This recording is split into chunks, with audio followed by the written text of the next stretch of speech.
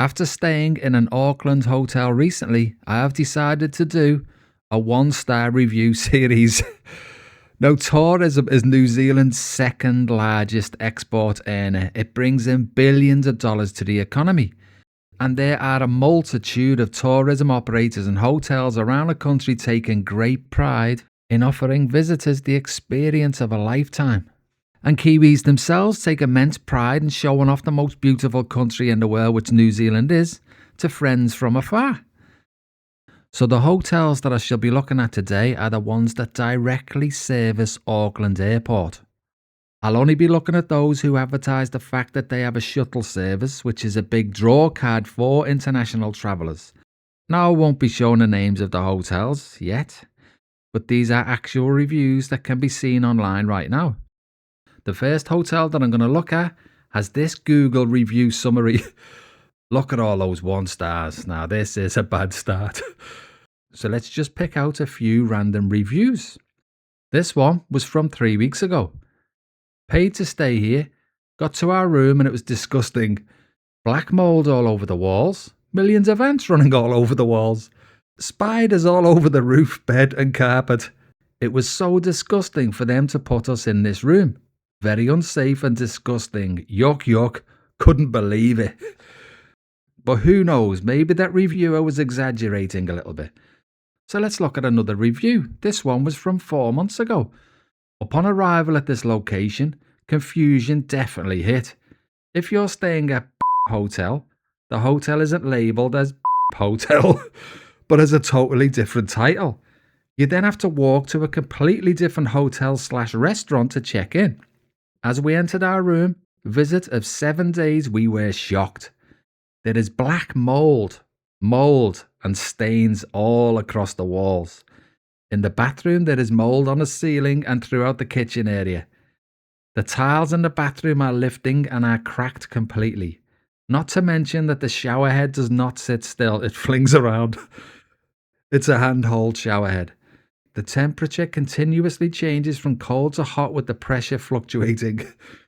As we entered the main area of our room, we were glad with what we saw, until we came to the skirting boards by the middle tables on the back wall. The skirting boards were caked in dust, and there were leftover peas, the vegetable, on the skirting boards. My partner and I never ate peas during our stay. Absolutely disgusting. If you're going to stay here, bring a fan. Our room was boiling hot. There was no aircon or any fan available. And our designated room was at the front of the property, hence we couldn't really have our windows wide open. As stated above, we were at the front of the property. The curtains are so thin. My partner and I couldn't sleep. The lights outside the property are constantly on and the bedrooms do not have blackout curtains. To add being right by the main road adds extra light, which they can't help, but no proper curtains. It looked like daylight most nights. I wouldn't recommend this property for short-term or long-term stays. Short-term, you won't get any sleep during the night, and for the price, it isn't worth it. Long-term stays, you won't enjoy your trip. I will never be coming back. My partner and I were so uncomfortable during our stay.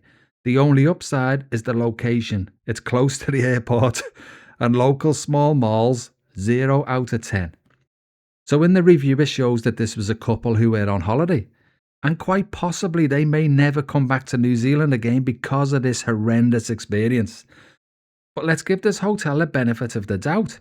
Maybe them last reviewers are a little bit precious, who knows? This one was from 6 months ago. Horrible accommodation. Dirty toilets that don't seem washed in years. There is remaining human feces in the toilets. The bathroom sink is filthy with mould everywhere. Showers also disgusting with leftover soap bars discarded on shower floor from previous people and black stains everywhere. They haven't even changed the bed sheets, just remade their bed. There is even disgusting stains on the bed sheets. There is dust and mould everywhere. Spider webs everywhere. The people who run this place should be ashamed. This place deserves 0 stars. It is our fault for booking here, which it's not your fault, by the way. The receptionists claim they clean the rooms every day, but that is a stone cold lie. For some reason, they have also disabled photos on this Google review, otherwise I would have included the photos we took that we will be reporting to the Commerce Commission New Zealand. Appalling. And it says this was a family on holiday too who may never come back to New Zealand because of these scumbag hotel owners. So let's see another review, and this one's from 5 months ago. Worst place I have ever stayed in. Where do I start? Cigarette butts on windowsill, used ear cleaners on ground, white vomit stains on carpet. Let's hope it is just vomit. Ants, bed bugs, woke up so itchy, dirty dusty fan, leaks, blood stains, other stains on pillow, dirty old kitchen, huge leaks and vomit stains in hallways, nail clippers on top of broken heater. I had to put sheets on ground so I could take my shoes off. Cost me $200 and I had to book across the road in a for another $250. Don't make this mistake, people. Never again. And this next review is from 6 months ago. This is not even a hotel. It is horrible. Dirty holes in the walls. One shower was broken and the other mouldy. Carpets were stained and windows were broken. I went to my room and there was a random person sitting inside smoking. Other people were fighting next door and running up and down the hallway. Don't stay here. And this next one's from 7 months ago. Honestly, if I could leave 0 stars, I would. Checked in on Friday night late and went straight to sleep upon entering our room. Woke up the following day and noticed an odd photo sitting oddly low to the ground. Upon moving the photo, I found mould. Went to reception and their solution, we can wipe it off. No way. I requested a full refund, to which they said they can't do, and it was booking.com that had to. So I called them and they said nope, they have to refund us. They then said, oh well, you stayed a night, so I can't fully refund you. 3 hours of calling booking and going back and forth with reception, I finally got my full refund. I will never in my life stay here again. Between the mould and stains on the bed and curtains, I would never recommend anyone stays here. Check your room, people. They hide mould behind photos. Here's another review from 7 months ago. Disgusting. Smelly and dirty. Water leaking from the room. Damp, mouldy smell. Weeds in the garden were over 1 metre high. Had to check in a hotel next door and the toilets were flooded and had no toilet paper. Customer service is non-existent. Lights in room were flickering, presumably from all the leaks, and there were no smoke alarms in the rooms. Slept in the car as it was cleaner, safer, and smelt better. The place needs to be demolished. Do not stay here. And this next one was from a year ago, so it looks like things have been rough for a while at this hotel. Very, very dirty place. Stayed in number 63. Room not how the pictures look. Bathroom vanity is also the kitchenette. Shower wasn't clean to normal hotel standard. Stayed 2 nights, given 1 towel. Room wasn't serviced on day 2. TV didn't work. Hairdryer sparked. Curtains always fell off the track. Sliding door to patio required a lot of effort to open. It had cracked glass. The room designated outdoor patio was always occupied by Pacific Islander kids and their parents who left rubbish around, their wet togs and towels in your area. They occupied the seating outside your door till late at night, talking loud and running around. They seemed to be residents to the hotel, a bit like emergency housing. No fan or aircon, so don't stay in summer, it's hot. Of course, can't open windows and doors while other residents are sitting out there. The most horrible place I've ever stayed in. Definitely not worth the money spent. Better off staying at other hotels that are in close vicinity. Beds were comfortable and appeared clean, but questionable given the state of the room. Do not recommend this place ever and ever. You're going to have to take my word for it. No photos taken. Room is in such a state. Pictures would have broken my phone. And this one is from a year ago too. Where to start? There's nothing better than the worst sleep of your life before a 6 a.m. flight. Just to keep you on your toes. Who doesn't love the zen, peaceful feeling of paper-thin walls? Take your pick. Loud moaning couple to the left or loud booming bass to the right. Immaculate cleanliness. You will feel your cleanest after showering in a shower that has wadded up band-aids in the corner. Also, if you like a good guessing game, for instance, what could that brown splatter on the wall beside the bed be? And if you'd like to disconnect a little, it's very easy to do because the Wi-Fi does not work. Do you like a little risk in your life? That's good, because the window on the ground floor does not have a handle and will not close. Who knows who may visit you in the night?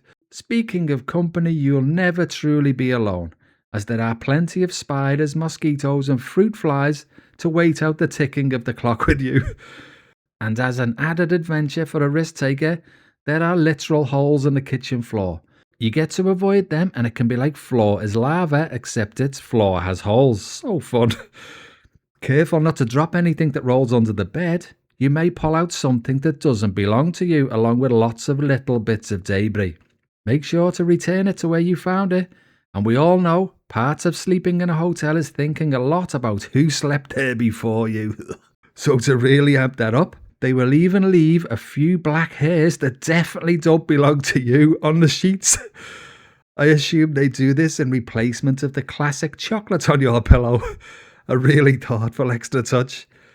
While laying awake in your dirty bed staring at the curtains that are falling off their rod, with only 2 hours before you have to get up for the bus to the airport, you can weigh the likelihood that you would have rested better on the airport floor. At least the airport wouldn't have charged you extra for the discomfort. Who doesn't like a good internal debate when they are trying to sleep? Perfect stay for masochists and anyone who likes buildings that are or will be condemned. So yes guys, I wasn't really expecting this. I was going to review a few hotels in this video, but I didn't even get past the first one, and I promise you that these reviews are not even the worst, and there are many more for just this one hotel. And what we shouldn't forget is that this will be the first experience of New Zealand for a lot of travellers.